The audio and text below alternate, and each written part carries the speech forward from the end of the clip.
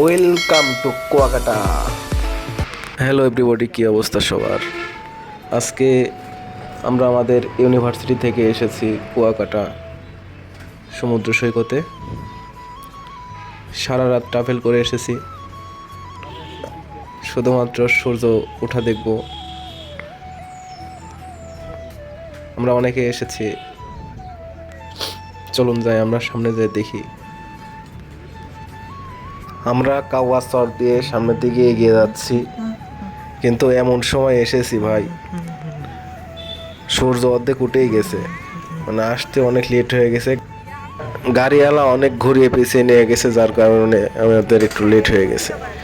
তবে কিচ্ছু করার নাই, নসিবে ছিল, যতটুক দেখা ততটুক দেখেছি এবং অবশেষে সমুদ্রের কিনারে চলে এসেছি আমরা। সূর্য অর্ধেক উঠেই গেছে ধরেন, কিন্তু আমরা আসলে যেটা দেখার উদ্দেশ্যে এসেছি সেটা তো আসলে মানে দেখতে পারি নাই। যতটুক দেখছি আলহামদুলিল্লাহ। এখন আমরা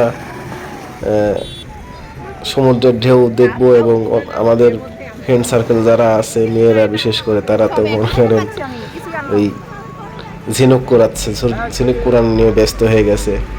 আমরা দেখতেছি চারদিককার ভিউ টিউ দেখলাম, ভালো লাগলো। লাইভে ফার্স্ট টাইম কুয়াকাটা আসলাম, সুন্দর একটা মোমেন্ট পার করতেছি ইনশাল্লাহ। আসলে সমুদ্র খুব ভালো একটা জায়গা। সমুদ্র আপনারা না আসলে বুঝবেন না, অনেকে এসেছেন, আমার ফার্স্ট টাইম আসা। সমুদ্রের ঢেউগুলো অনেক সুন্দর, আমার মনে হচ্ছে ঢেউয়ের মাঝে এখন আমরা হারিয়ে গেছি। সারা রাত ঘুম ছিল না, মনে হচ্ছে এখানে গোসল করে ফ্রেশ হয়নি। আসলে সেটা তো আর হচ্ছে না।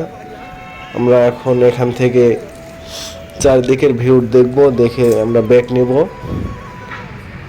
সূর্য তো আসলে ওভাবে দেখতে পেলাম না, তবে সমস্যা নাই, যতটুকু দেখেছি আলহামদুলিল্লাহ। আল্লাহর সৌন্দর্যগুলো দুনিয়াতে দেখাটা অনেক ভাগ্যের ব্যাপার। তো আমরা এখন হোটেলে যাব, হোটেলে গিয়ে ফ্রেশ হব। দ্বিতীয় পার্ট আসবে, তখন আমাদের সাথেই থাকবেন। আর আমাদের চ্যানেলটি সাবস্ক্রাইব করে আমাদের সঙ্গে থাকবেন ইনশাল্লাহ। আপনাদের নতুন নতুন কিছু দেওয়ার চেষ্টা করব। সবাই আমাদের সঙ্গে থাকবেন। দ্বিতীয় পার্ট আসবে। ধন্যবাদ।